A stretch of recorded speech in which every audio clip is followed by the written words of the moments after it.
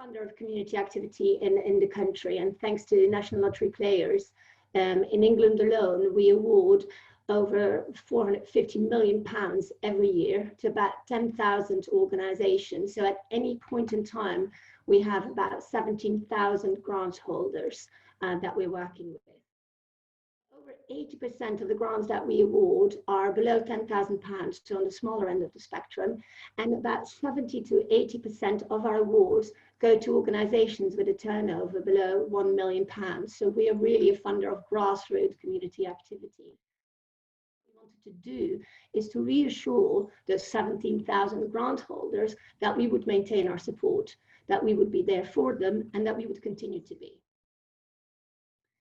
So we wanted to make sure that we continue to fund smaller grassroots organizations. I think that this is in line with the way that we sort of normally work, but I think the sector really highlighted again how small grassroots organizations were often best placed to get support in communities to people really, really quickly. We also wanted to make sure that funding reached those communities most impacted by the crisis. And we just wanted to make sure that smaller grassroots organizations specifically supporting those communities most impacted, and also organizations led by people who were most impacted could access funding.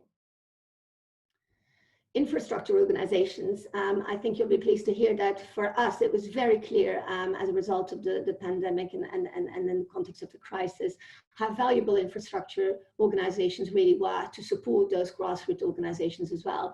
And we've been working with national infrastructure organizations, but we also wanted to make sure that we could reach sort of local infrastructure organizations who potentially had closer links with those grassroots organizations.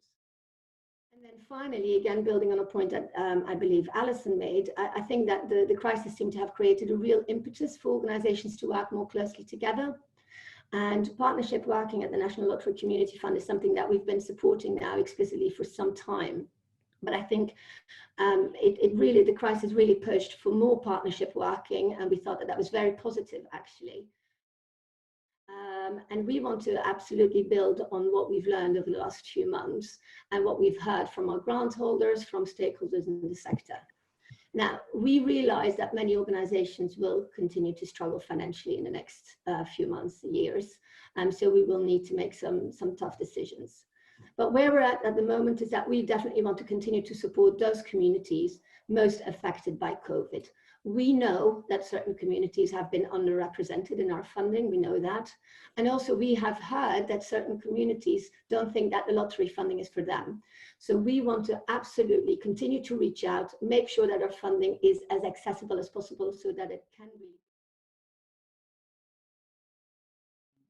Those of you who don't know us, so I've got a slide on the Northwest specifically in a moment, but we do three things.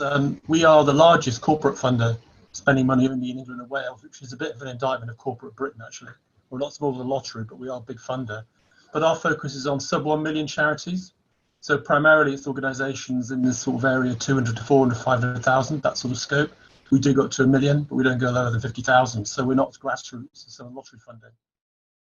West. So commitment about 45 million at the moment across the UK, across England and Wales rather, fund just under 100 charities in the Northwest. This was really, we've looked at pulling together what we've learned from those of you we fund, and this is a story we think as of last week. I was talking to my policy team. So essentially, we think people have done a brilliant job on meeting the moment, switching to emergency relief, switching to digital online, incredibly impressive. A lot of people adopting housing and homelessness services to make them safe and allowing people to access them. A lot of old clients who have left the charities coming back to them because they need support. Big concerns now about a loss of group work and face-to-face work. We're really concerned that commissioners will think you've all embraced online, that's now the answer to everything because it's cheap as chips. But actually it's not right for everybody. Some people don't want online, they need face-to-face, they need peer support, you know that. Response today. Well, the first thing we did was increase flexibility. We've enabled people to say, actually, there are things that you were funded for that you may not need to do now because they're not relevant. Do that. We launched a new program which we will award next month, and I would hope we fund a number of organisations in the Northwest that fit this bill, which we've called a COVID recovery program. Might be premature, but we're committed that 25% of that will be given to organisations that are Black, Asian or minority led. particularly relevant in the Northwest, where you have quite a lot of organisations that are Black, Asian, minority led. We will do more work around development. We're seeing a big increase in demand for development support. Part of the programme that I mentioned was development partner approach.